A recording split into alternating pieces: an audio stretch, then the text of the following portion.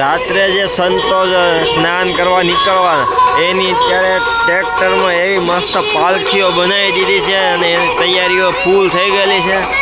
હવે જ્યારે સંતો અત્યારે બધા તૈયાર થઈ રહ્યા છે અને તૈયાર થઈને ત્યારે નીકળશે સ્નાન માટે, ત્યારે આ બધા રથો તૈયાર થઈ ગયા છે। રથો તૈયાર થઈ પછી ત્યાંથી નીકળશે।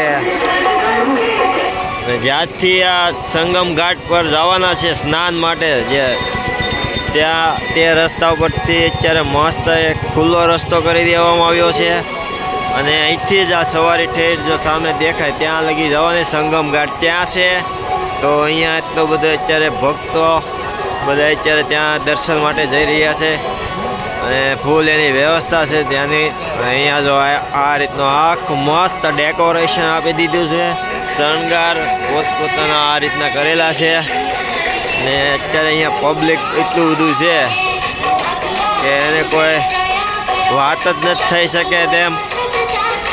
અને સ્નાન માટે નીકળશે ત્યારે આખો આ નજારો કંઈક અલગ જોવા મળશે મિત્રો।